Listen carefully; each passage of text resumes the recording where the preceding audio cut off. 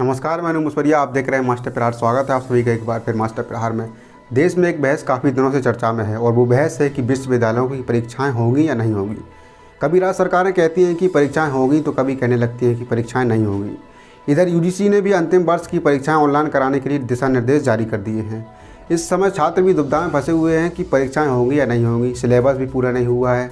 तमाम सवाल छात्रों के मन में भी उठ रहे हैं। तो वहीं कई राज्यों के छात्र परीक्षा कराए जाने का विरोध भी कर रहे हैं। इस मामले को लेकर सुप्रीम कोर्ट और दिल्ली हाई कोर्ट में भी याचिकाएं दाखिल कर दी गई हैं। आज मास्टर प्रहार में हम इसी मुद्दे पर चर्चा करेंगे, क्योंकि ये विषय बहुत ज़रूरी और गंभीर भी है। आज हम जानेंगे कि इस पूरे मामले में किसकी राय क्या है, परीक्षा कराए जाने के पक्ष में जो लोग हैं उनके तर्क क्या हैं और जो परीक्षा कराए जाने के विरोध में हैं उनके तर्क क्या हैं। इन्हीं सारी बातों को आज हम इस वीडियो में जानेंगे। ये विषय गंभीर तो है ही, क्योंकि इससे लाखों छात्रों का भविष्य जुड़ा हुआ है। आइए देखते हैं इस रिपोर्ट को। दिल्ली, महाराष्ट्र, उड़ीसा, पंजाब, पश्चिम बंगाल और तमिलनाडु समेत कई राज्यों ने यूजीसी के दिशा निर्देशों का विरोध किया है। कई राज्यों के मुख्यमंत्रियों ने मानव संसाधन विकास मंत्रालय को इस संबंध में पत्र भी लिखा है।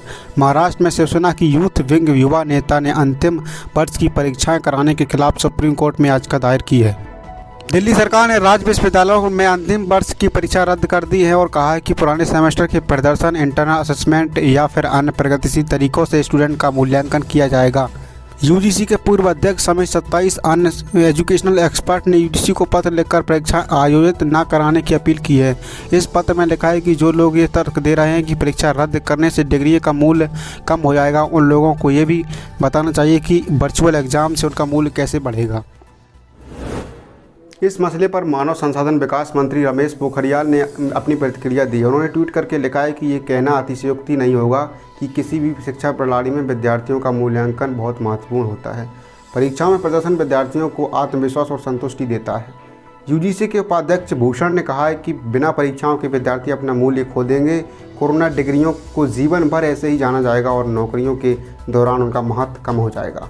हालांकि विरोध के बीच ऐसे विद्यार्थी भी हैं जो परीक्षाएं देना चाहते हैं। वो पुराने प्रदर्शन के आधार पर नहीं बल्कि परीक्षा देकर पास होना चाहते हैं। इस मसले पर सबने अपने अपने तर्क दिए, इसलिए हमने इस पूरे मामले में सभी पक्षों को जानने की कोशिश की। परीक्षाओं के संबंध में सबसे बड़ी समस्या सामने आई है, वो है इंटरनेट कनेक्टिविटी और सिलेबस का पूरा न होना।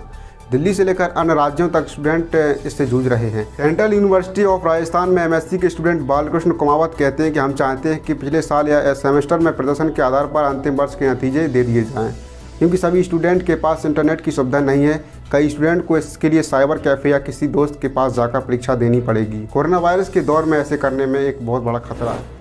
वो कहते हैं कि यूनिवर्सिटी में 15 जुलाई को परीक्षा का सर्कुलर निकाला गया था, लेकिन स्टूडेंट ने इसका बहुत ज़्यादा विरोध किया, इसलिए परीक्षाओं को आगे सितंबर तक बढ़ा दिया गया है। दिल्ली विश्वविद्यालय यानी डीयू में भी कुछ इस तरह की समस्याएं हैं। यहाँ बीकॉम ऑनर्स के अंतिम वर्ष के छात्र कबीर सचदेवा ने परीक्षाओं के खिलाफ दिल्ली हाईकोर्ट में याचिका दायर कर दी है। एक याचिका डीयू में अंतिम वर्ष की परीक्षाओं के खिलाफ है और दूसरी यूजीसी के दिशा निर्देशों को चुनौती दी गई है। वकील ध्रुव पांडे और रणदीप सचदेवा ने उनकी तरफ से याचिकाएं दायर की हैं।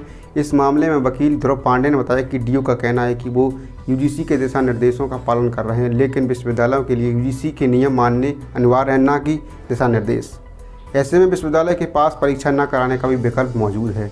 ध्रुव पांडे कहते हैं कि मार्च के बाद जब परीक्षाएं टाली गईं तो देश में कोरोना संक्रमण के मामले कम थे और जुलाई में मामले बढ़ने पर परीक्षाएं कराई जा रही हैं। इस वक्त सभी बच्चों के पास समान संसाधन और स्थितियां नहीं हैं। मान लीजिए कि परीक्षा के दौरान किसी स्टूडेंट के घर पर बिजली चली जाती है, वहीं कोई दूसरा स्टूडेंट जो एसी में बैठकर पेपर दे रहा है, तो परीक्षा में बराबरी कैसे होगी। स्टूडेंट की एक चिंता सिलेबस का पूरा न होना भी है। जनवरी से आखिरी सेमेस्टर शुरू हुआ था और मार्च में कॉलेज बंद कर दिए गए थे। अमूमन अंतिम वर्ष की परीक्षाएं मई और जून में होती हैं, लेकिन कोरोना वायरस के चलते परीक्षाओं को टाल दिया गया था। इसी बीच स्टूडेंट्स का कोर्स अधूरा रह गया, उन्हें सिलेबस की भी ठीक से जानकारी नहीं मिली। ऑनलाइन क्लासेस तो दी गई, लेकिन सभी स्टूडेंट तक इसकी पहुंच नहीं हो सकी। जवाहरलाल नेहरू यानी जेएनयू विश्वविद्यालय में छात्र संघ की अध्यक्ष आईसी घोष कहती हैं कि जब 4 महीने से क्लासेस ही नहीं हुई तो सरकार परीक्षाएं क्यों कराना चाहती है। वह कहती हैं कि हज़ारों स्टूडेंट ऐसे हैं जिनके पास फ़ोन नहीं है, इंटरनेट की सुविधा नहीं है, वो कैसे ऑनलाइन परीक्षाएं देंगे। इससे स्टूडेंट और उनके माता पिता पर बहुत दबाव पड़ेगा। अगर ऑफलाइन परीक्षाएं भी होती हैं तो 14 से 15 लाख स्टूडेंट्स के बाहर निकलने से कोविड-19 का खतरा और भी ज़्यादा बढ़ जाएगा। ऐसे में क्या सरकार ये आश्वासन दे सकती है कि उन बच्चों के घर वालों और पड़ोसियों को सुरक्षित किया जाएगा। आईसी घोष कहते हैं कि एक सेमेस्टर किसी की शैक्षणिक गुणवत्ता का फैसला नहीं कर सकता। हम इस हालात के लिए किसी को दोष नहीं दे रहे और न ये कह रहे हैं कि सभी को पास कर दिया जाए। बस पिछली परीक्षाओं के आधार पर और औसत निकाल कर इस साल के नतीजे दे दिए जाएँ। कोरोना की मार और प्रतिबंधों के बीच जम्मू कश्मीर में हालात और मुश्किल में हैं। सेंट्रल यूनिवर्सिटी ऑफ जम्मू के dean student welfare professor Rasal Singh ने बताया कि यहाँ पर कश्मीर से भी काफ़ी बच्चे पढ़ते हैं और वहाँ कोरोना के मामले काफ़ी ज़्यादा हैं। कश्मीर, यूपी, राजस्थान और केरल आदि राज्यों से आने वाले बच्चे अपने घर पर हैं और वो यहाँ पर वापस नहीं आ सकते। ऐसे में ऑफलाइन मोड में विश्वविद्यालय के स्टूडेंट को बुलाकर परीक्षा कराना संभव ही नहीं है। वहीं ऑनलाइन परीक्षा को लेकर प्रोफेसर रसाल कहते हैं कि यहाँ पर एक छोटी सी फाइल को डाउनलोड या अपलोड करने में वो कई बार फेल हो जाती है क्योंकि यहाँ पर इंटरनेट कनेक्टिविटी बहुत ही स्लो है। मैं ये समझता हूँ कि ये पिछले सेमेस्टर के नतीजे सबसे सामान्य स्थिति में किया गया बच्चों का मूल्यांकन या परीक्षण है। इसके आधार पर उनका रिजल्ट बनना चाहिए। इसके अलावा अगर हम किसी भी रूप में परीक्षाएं कराने की कोशिश करेंगे तो बच्चों के एक बड़े हिस्से के साथ भेदभाव, अन्याय होगा, ये कहते हैं डॉक्टर रसाल सिंह। हालांकि जम्मू यूनिवर्सिटी में 17 से 31 अगस्त के बीच ऑनलाइन परीक्षाएं होंगी। जो बच्चे इस परीक्षा में पेपर नहीं दे पाएंगे उनको आगे मौका दिया जाएगा। जामिया मिलिया इस्लामिया विश्वविद्यालय में कन्वर्जन जर्नलिज्म में मास्टर की पढ़ाई कर रही सैली स्टडी मटेरियल न होने की समस्या बताती हैं। उन्होंने कहा कि इस वक्त परीक्षाएँ कराना ठीक नहीं है। जैसे कि मैं अभी छत्तीसगढ़ में रह रही हूँ और इतने लंबे समय तक हम घर पर रहने के लिए तैयारी करके नहीं आए थे, इसलिए मेरे पास पूरा स्टडी मटेरियल भी नहीं है। मैं दिल्ली जाकर अपना सामान नहीं ला सकती क्योंकि इसमें कोरोना का खतरा बढ़ जाएगा। मेरे लिए अपनी डिग्री लेना जितना महत्वपूर्ण है उतना ही ज़रूरी है कि मैं उसके लिए ज़िंदा रहूं। सैली ने बताया कि जामिया में अनौपचारिक तरीके से कहा गया है कि 15 अगस्त के बाद ही पता चलेगा कि आगे क्या होगा।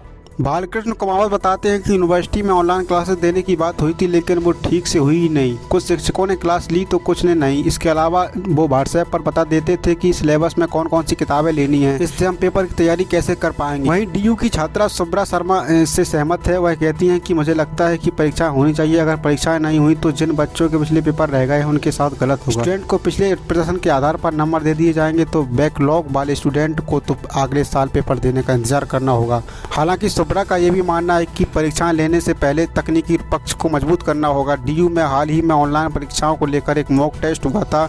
इसमें स्टूडेंट के पास गलत प्रश्न पत्र पहुंच गए थे और कई बच्चों की आंसर शीट सबमिट ही नहीं हुई थी। तो देखा आपने किस तरह से दोनों पक्ष अपने अपने तर्क रख रहे हैं। आपको क्या लगता है इसके बारे में हमें बताइए ज़रूर। क्या आपको लगता है कि परीक्षाएँ होनी चाहिए या नहीं होनी चाहिए, ये बात आप कमेंट बॉक्स में ज़रूर बताइएगा।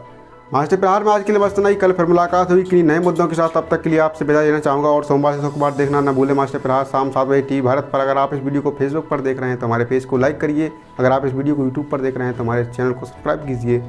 और अंत में आपको छोड़ जाता हूँ आज के समाचार के साथ। धन्यवाद।